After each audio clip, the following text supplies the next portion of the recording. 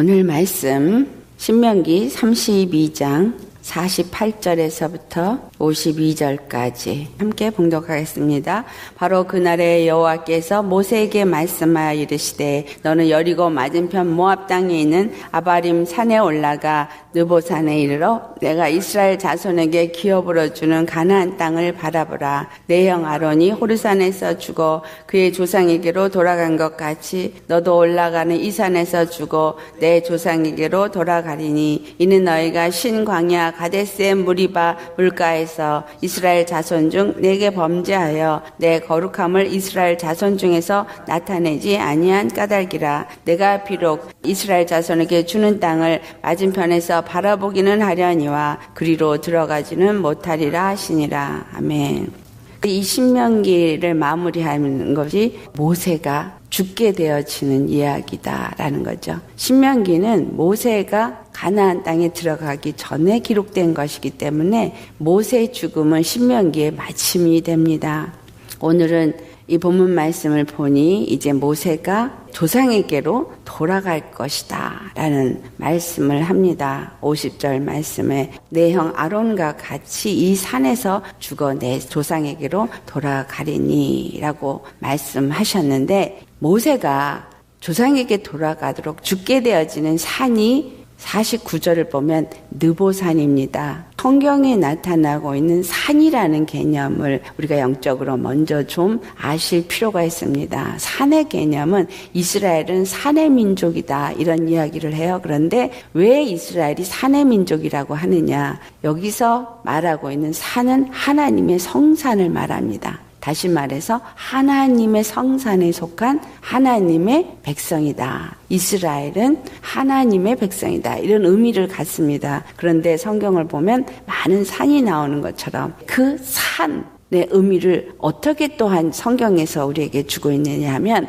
이스라엘 사람들이 산에 가서 제사를 지냈어요. 분향을 하고 제사를 지냈고 산당을 지었어요. 다 그 산에 신을 섬기는 장소를 만들었다라는 거예요. 그리고 이사야서를 봐도 사단이 내가 북극 산 위에 자정하리라. 여호와 하나님이 산 위에 계시는 산의 하나님이기 때문에 사단도 나도 지극히 높은 하나님과 비교 그 높은 산 위에 자정하리라. 내 보좌를 높이리라. 그래서 산이 주는 의미는 하나님의 성산, 하나님의 보좌를 의미하기도 하지만 또한 그 하나님의 자리에 사단이 앉으려고 하는 것도 의미하고 있다. 그러므로 이 산에 사람들이 산당을 짓고 거기서 분향을 하며 우상을 섬기는 것을 알 수 있습니다. 또 예루살렘 성이 어디에 세워졌어요? 그 모리아산에 세워진 것과 같이 하나님의 성전도 역시 산 위에 세워졌다. 그래서 이러한 산이 주는 의미는 바로 하나님이 그 산을 통해서 그 보좌를 높이고 다스리고 통치하시고 그리고 이스라엘 백성들을 만나는 장소가 산이라는 의미로 표현이 되어져 있음을 알 수 있습니다. 또 예수님이 재림을 하실 때도 감람산에 임하신다 이런 이야기를 하기 때문에 사람들은 지금도 이스라엘의 감람산에 예수님이 재림하실 것이라고 믿습니다. 그런데 그 예수님이 재림하실 곳이 감람산이라 하는데, 그 감람산은 예수님이 부활하시면서 승천하실 때 그 산에서 올려갔고 그 올려가신 대로 다시 오시겠다라고 이야기를 한 것이고, 그 산은 시온산으로 표현됩니다. 근데 이 시온산은 바로 예루살렘 성이 세워진 곳을 말하고 있고, 이 시온산은 바로 우리 주 예수 그리스도가 시온산이 되심을, 도성이 세워진 산을 의미한다. 이러한 산들의 의미를 하나하나 살펴보면 이 산의 의미는 바로 보좌가 세워진 것을 말하고 있고, 예수님을 말하고 있고, 예수님의 성, 예수님의 산, 이러한 의미를 갖고 있다는 걸 우리가 알 수 있습니다. 그런 의미를 가지고 이 느보산을 한번 살펴보겠어요. 모세가 가서 이제 그 산에서 죽게 되어지는 느보산에 그 느보라는 단어의 뜻은 어떤 의미를 갖고 있냐면 prophet, 선지자라는 의미를 갖고 있어요. 자, 그렇다면 이 모세가 선지자의 산에 묻히게 되어진 거죠. 그 시체는 찾을 수도 없었어요. 아무도 그 시체를 찾을 수가 없는, 그럼 그 느보산 어디에 도대체 모세가 죽었길래 그 시체도 찾지 못했느냐? 그것은 하나님의 계획이라는 거죠. 모세가 느보산에서 이름을 마치는 이 느보산이 우리에게 어떤 의미를 주고 있는가를 오늘 우리가 살펴보아야 합니다. 그가 느보산에서 죽게 된 의미는 바로 51절에 말하고 있습니다. 이는 너희가 신광야 가데스의 무리바 물가에서 이스라엘 자손 중 내게 범죄하여 내 거룩함을 이스라엘 자손 중에서 나타내지 아니한 까닭이라. 제가 여러 번 가데스 무리바에서 있었던 일을 이미 말씀을 드렸었습니다. 가데스 무리바에서는 무슨 일이 있었느냐? 하나님이 두 번째 반석에서 명령하여서 물을 내라고 하였을 때 모세가 그 반석에 명령을 한 것이 아니라 그 반석을 쳐서 물을 내었습니다. 그로 인해서 내 거룩함을 이스라엘 중에 나타내지 않았다라는 말씀을 합니다. 그로 인해서 그가 범죄했기 때문에 너는 결단코 가나안, 내가 약속한 그 땅을 들어가지 못할 것이다 라는 이야기를 합니다. 이 의미가 우리에게 무엇을 말씀하고 있느냐? 모세에 대한 이야기가 히브리서 3장을 가보면 5절 말씀에 모세는 장래에 말할 것을 증언하기 위하여 하나님의 온 집에서 종으로 신실하였다라고 기록하고 있습니다. 모세가 한 일이 무엇을 말한다고요? 장래에 말할 것을 증언했다. 모세는 출애굽 이스라엘을 애굽에서부터 건져내어서 그 광야길을 통과해서 요단강까지 이스라엘을 이끈 사람입니다. 그런데 그가 이스라엘을 이끌었던 이 모든 사건이 장래에 대한 것을 말한 증인이다라고 말하고 있어요.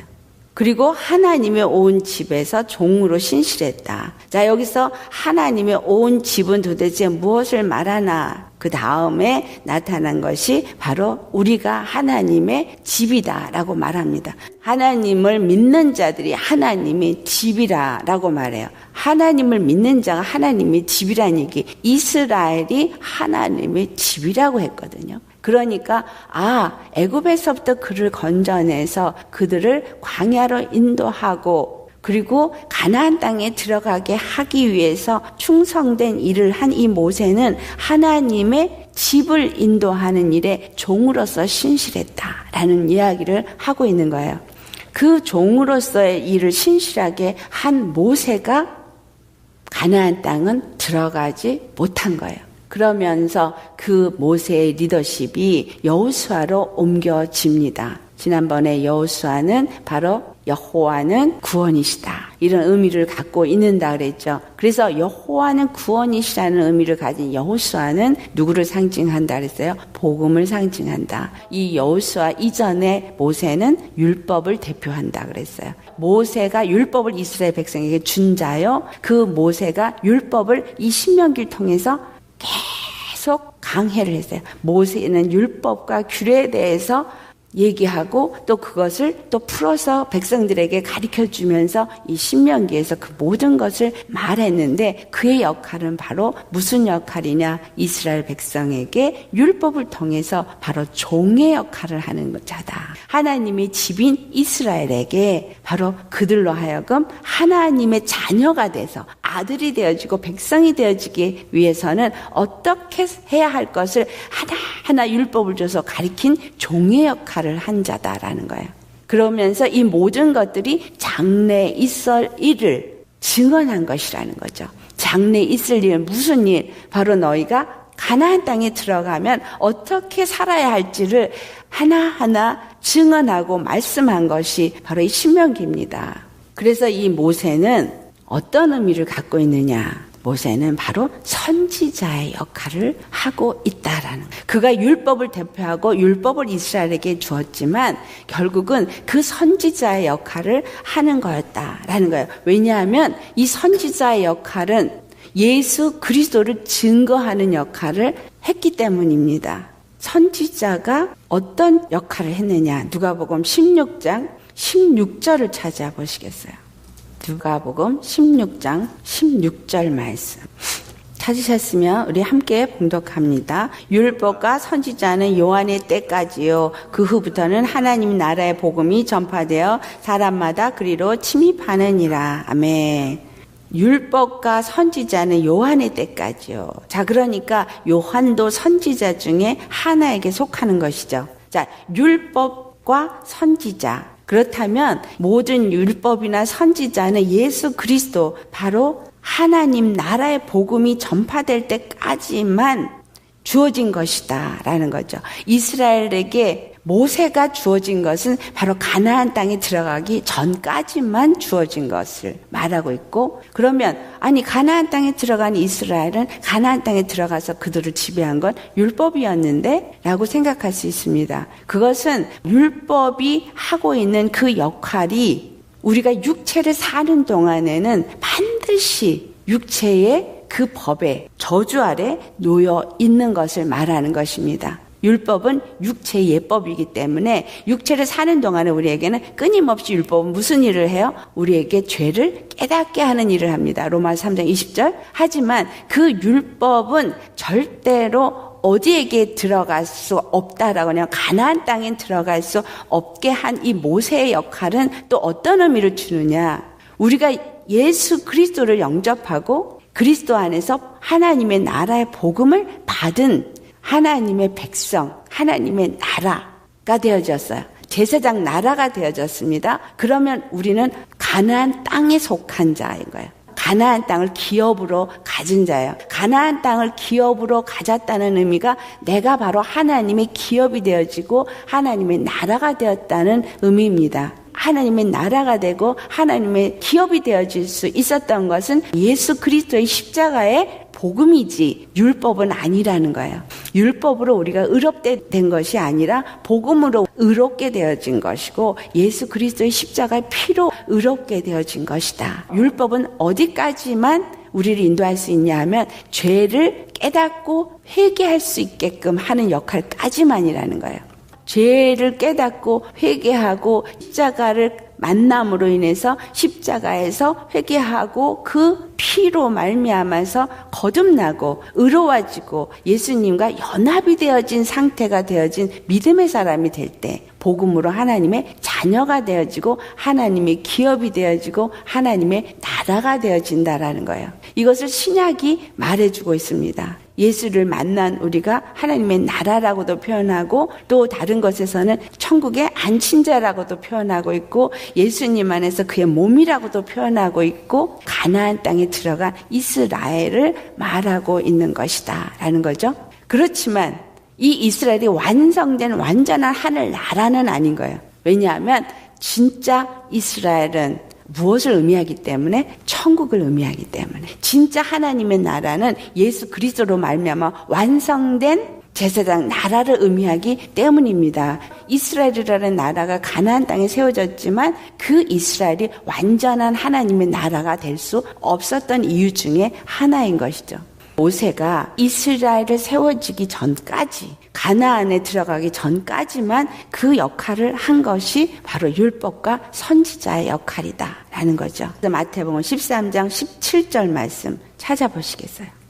찾으셨으면 우리 같이 봉독합니다. 내가 진실로 너에게 이르노니 많은 선지자와 의인이 너희가 보는 것들을 보고자 하여도 보지 못하였고 너희가 듣는 것들을 듣고자 하여도 듣지 못하였느니라. 아멘. 선지자와 의인이 너희들이 보는 것을 보고자 해도 보지 못하고 너희들이 듣는 것을 듣고자 해도 듣지 못했다 한 이것이 무엇을 말합니까? 바로 예수 그리스도. 예수 그리스도를 보고자 해도 보지 못했어요. 메시아를 보고자 해도 보지 못했다는 이야기입니다. 또한 이 메시아 예수 그리스도를 통해서 이루어질 일을 듣고자 해도 듣지 못했다라는 거죠.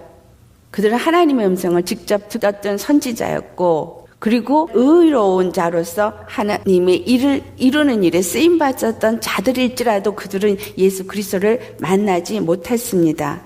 모세가 그와 같이 하나님의 음성을 듣고 이스라엘을 인도하는 장차 될 일을 증언하는 자로서 종으로서 충실했지만 그러나 오늘 본문 52절 말씀 비록 내가 이스라엘 자손에게 주는 땅을 맞은편에서 바라보기는 하려니와 그리로 들어가지는 못하리라.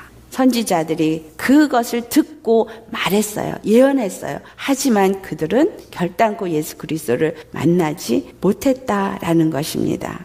로마서 1장 2절을 보면 이 복음은 하나님이 선지자들을 통하여 그의 아들에 관하여 성경이 미리 약속하신 것이라고 말합니다. 바로 예수 그리스도는 하나님의 선지자들을 통해서 그의 아들 예수님에 대해서 말해온 것이라는 거예요. 미리 약속하셨던 것들이라는 거죠. 결국은 모세가 이 가나안 땅을 하나님으로부터 약속의 말씀을 받고 이스라엘에게 가나안 땅을 약속을 계속 해왔어요. 그리고 너희가 이 땅을 들어갈 것이다. 너희가 이 땅에 들어가면 이렇게 살아야 된다. 너희가 이 땅에 들어가면 어떻게 된다. 이거를 계속해서 말했어요. 하나님으로부터 말씀을 받고 그는 대언을 했고 말해왔지만 그는 그 약속을 말했지만 실제로 그 약속을 멀리서 바라봤다라는 사실이죠.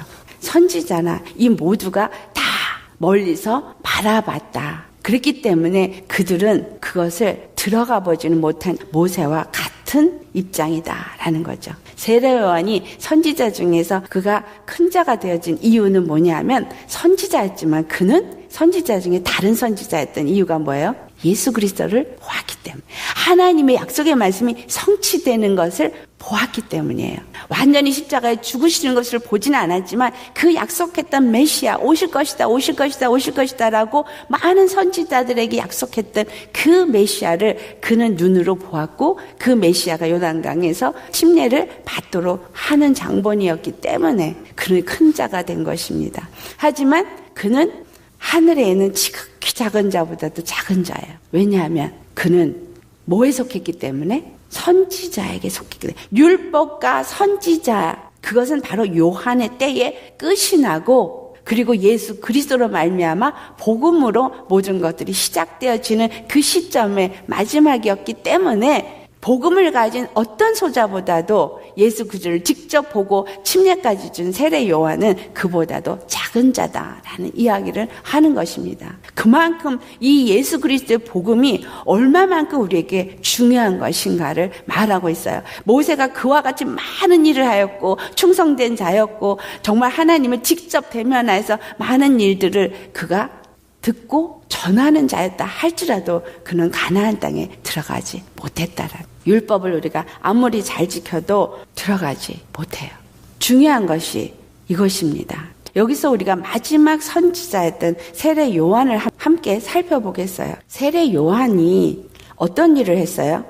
선지자 이사야가 말을 하죠. 내가 내 사자를 내 앞에 보내겠다. 그가 내 길을 준비할 것이다. 그런 이야기를 합니다. 또 말라기 선지자는 바로 엘리야의 영으로 올 것이다 라고 말합니다. 근데 그들은 세례 요한이 왔을 때 그가 엘리야의 영으로 온 선지자요. 그가 바로 예수님이 오실 길을 준비하는 선지자였던 것을 알지 못했어요. 근데 이후에 예수님이 제자들에게 그것을 얘기하니까 그때서야 세례 요한이 바로 예수님이 오실 길을 준비하는 선지자였구나라는 것을 알게 되었죠. 이것은 모세가 여호수아 앞에 그 모든 길을 행한 것을 또한 말하고 있다라는 거예요. 모세가 이 모든 일을 행한 것은 세례 요한이 예수님이 오실 길을 준비하여서 백성들의 마음을 아버지께로 돌이키고 아버지의 마음을 백성들에게 돌이키게 한 엘리야 역할, 또한 세례 요한의 역할, 이 역할이 모세 역할도 같은 역할을 한다라는 거예요. 자, 그렇다면 모세 역할이 어떤 거였길래 엘리야 역할이나 세례 요한의 역할과 이게 같은 것이라고 우리가 말을 할 수 있느냐? 다시 말하면 애굽 땅에서 종살이를 했던 이스라엘, 그들은 고통 가운데서 하나님의 이름을 불렀지만 하나님이 누구신지 몰랐어요. 도대체 누가 참 하나님인지 몰랐던 엘리야 시대 때 그 바알과 아세라를 섬기던 자들이나 또한 지금 세례 요한이 요단강에 나타나기 전까지 이스라엘에 살던 모든 사람들이 어느 것이 정말 하나님을 바로 섬기는 건지 몰라서 율법주의인 바리새인의 말, 서기관의 말, 이 사두개인의 말, 어느 것을 지켜야 될지 몰라서 혼돈 가운데 있었을 때와 같다라는 거죠. 그런데 모세가 하나님의 말씀을 받고 가서 그들에게 이야기한 첫 번째 사건, 바로 구원을 말했다는 거예요. 하나님은 구원자시라는 거. 그리고 여호와 하나님이 바로 그 스스로 계신 하나님이 나를 너에게 보냈다라는 이야기예요. 바로 엘리야를 그 감람산에 보내어서 바알과 아세라를 진멸하고 참 하나님 누구신가를 드러냈던 것처럼 세례 요한을 요단강에 보내어서 바로 이제까지 너에게 말씀해왔던 그 메시아가 이제 드디어 올 때가 되었으니 너희들은 회개하라라고 한 것처럼 모세가 이스라엘 애굽에 종사를 했던 자들에게 회개하라를 외친 자예요. 회개하라를 외친 게 무엇입니까? 어린 양의 피를 문 임방과 문설주에 발라라라는 이야기예요. 문 임방과 문설주에 바르고 그 피를 바른 집 안에 거하라. 그리하면 죽음의 사자가 넘어가리라. 너희가 회개하라. 그리고 하나님을 온전히 섬겨라. 그리하면 너희가 바로 하나님의 구원을 볼 것이다 라는 것과 같은 의미다 라는 것입니다. 그래서 모세는 바로 그와 같이 이스라엘 백성들을 회개케 하고 예수 그리스도를 만나게 한 장본인인 거예요. 그리고 하나님의 구원을 맛보도록 그들을 이끌면서 계속 그들의 죄가 무엇인지, 그들이 아직도 하나님을 온전히 믿지 못하는 게 무엇인지를 계속해서 가르쳐주는 역할을 했고, 그 구원의 하나님이 광야를 통과하는 동안에 불기둥과 구름기둥으로 그들을 인도했고, 또 반석에서 물을 내고 또 만나를 먹이고, 그러면서 그들을 인도하는 참 구원자이심을 나타내는 일을 했다라는 것이죠. 갈멜산에서 이스라엘에게 참 하나님이 누구이신지를 나타낸, 하늘로부터 불이 내려와서 그 모든 것을 사르게 한 엘리야와 모세 역할은 똑같다라는 거예요. 다르지 않다라는 거예요. 참 하나님은 바로 이스라엘의 하나님이시라는 거죠. 그리고 세례 요한이 그 이스라엘의 하나님은 약속하신 대로 그 일을 이루시는데 천국이 가까이 왔느니라. 곧 그 약속이 너희 가운데 임할 그 일이 가까이 왔느니라. 너희는 회개하여서 예수님을 맞이해라 라는 것을 한 것이죠. 이스라엘이 그와 같이 죄를 계속 발견하는 광야를 통과하면서 결국은 가나안 땅에 들어갈 수 있는 준비를 하게 된 거예요. 그게 신명기 8장 2절 3절의 말씀이에요. 하나님이 그들을 왜 광야를 통과하게 하면서 그 40년 광야살이를 하게 했느냐. 그것은 바로 그들이 마음을 낮추시고, 그리고 사람이 떡으로만 살 것이 아니라 여호와의 말씀으로 사는 것을 그들에게 알게 하기 위함이다라는 거예요. 모세가 하나님의 거룩함을 나타내지 아니했다라는 이 말, 말씀으로 산다라는 거예요. 물법이 아닌 말씀으로 생명수의 물을 먹을 수 있다라는 거, 이거를 네가 나타내지 못했다라는 거예요. 첫 번째 반석은 쳤어요. 그래서 깨트렸어요. 예수님이 죽음에서 깨트려 주셨어요. 그렇지만 두 번째 반석은 명령하라 그래서 말을 하라는 거예요. 그 말씀이 바로 생명이고 그 말씀이 너희를 살리는 반석이다. 바로 그리스도 십자가에서 죽으신 그 복음이 바로 말씀이요, 그 말씀이 너희를 살리는 생명이요, 그 예수 그리스도를 드러내는 거룩함을 나타내지 못했기 때문에 그가 바로 선지자에서 끝나는 것이다라는 거예요. 율법에서 끝나는 것이고 선지자에서 끝나는 것이고 결국은 복음 후에 가나안 땅에 들어가지 못한다라는 이야기예요. 이 많은 이야기들이 한 가지를 말하고 있다라는 거. 엘리야가 이스라엘 백성들에게 참 하나님을 나타낸 갈멜산의 사건도 선지자의 역할이었고, 세례 요한이 요단강에서 침례를 베푼 것도 선지자의 역할이었고, 결국은 이 모세 역할도 다 선지자의 역할이었기 때문에 율법과 선지자는 만날래야 만날 수가 없고 요한의 때에 이 모든 것은 끝났다라는 거예요. 하나님의 나라의 복음은 이제 누구로부터 시작이 되어졌어요? 예수 그리스도로부터 시작이 되어졌고, 그것이 바로 여호수아를 통해서 이루어지는 것을 말씀합니다. 마태복음 2장 15절에 예수님이 애굽으로 아기 때 내려가는 이야기가 나옵니다. 애굽으로 내려간 이야기는 마태복음 2장 15절에 말씀하기를 아기 예수가 헤롯이 죽기까지 거기에 있었던 것을 기록해요. 이는 주께서 선지자를 통하여 말씀하신 바 애굽으로부터 내 아들을 불렀다 함을 이루려 하심이라. 출애굽을 한 이스라엘 백성, 그들을 가나안 땅에 이끄시는 분이 바로 예수님이 하나님의 아들로서 애굽에 가셨다가 애굽에서 피난했다가 그 다음에 다시 이스라엘 땅에 돌아오는 것을 다 말하고 있다라는 거예요. 이 모든 것이 같은 이야기를 하고 있다. 이스라엘은 하나님의 아들로 표현되어지는 거구나. 바로 이것은 하나님의 신실한 집으로 표현이 되어지는구나. 이 신실한 하나님의 집은 바로 모세에 의해서 잘 이끌려졌고, 그리고 이 모든 것이 이제는 예수 그리스도가 장성해서 30세가 되어지면서 이제 공생애를 시작하게 되어지는 그때부터 율법이 아닌 복음으로 우리가 구원을 받게 되어지는 것을 말하는 것이구나 라는 이야기를 하고 있다라는 거예요. 그 어떤 거 하나도 그냥 되어진 것은 없다라는 이야기죠.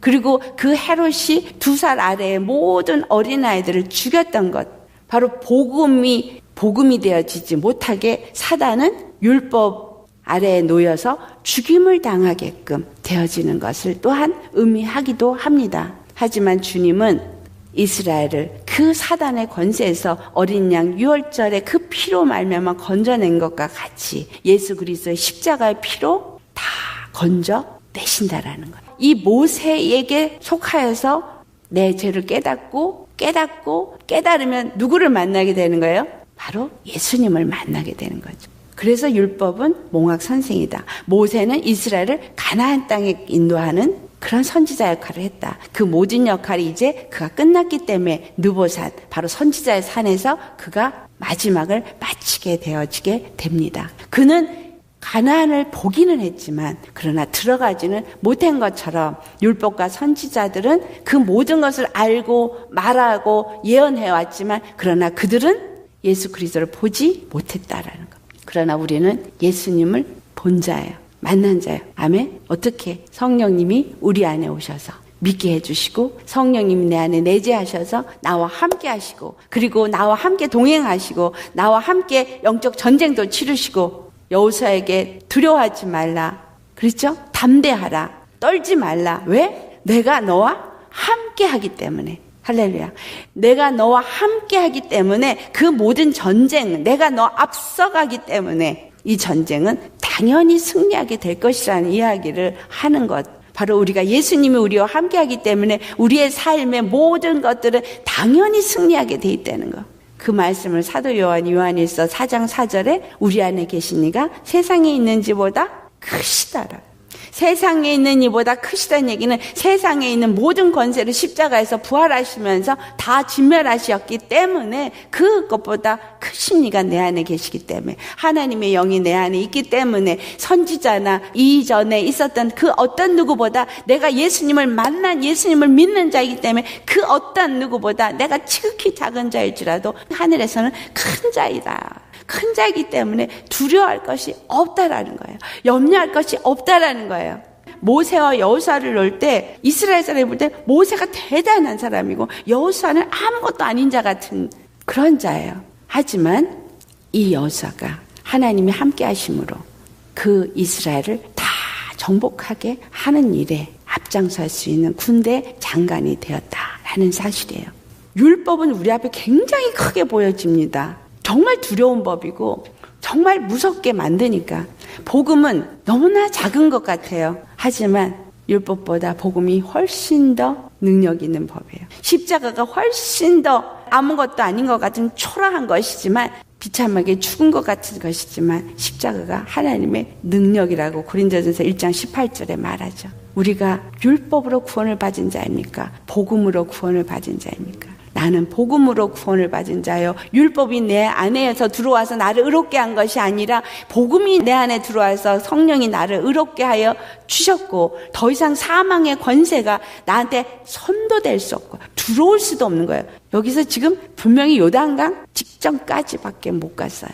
그렇기 때문에 요단강을 들어간 이스라엘은 늘 그 말씀 앞에서 순종해야 할, 경외하는 믿음을 각도로 가르쳐주는 것이고, 이제 이 모든 율법의 가르침은 내가 예수를 만나는 그 순간에 다 율법의 용무는 끝난 거예요.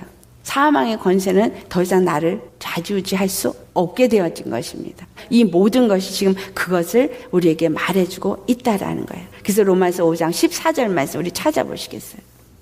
로마서 5장 14절 말씀 사셨으면 함께 봉독합니다. 그러나 아담으로부터 모세까지 아담의 범죄와 같은 죄를 짓지 아니한 자들까지도 사망이 왕노릇하였나니 아담은 오실자의 모형이라. 아멘.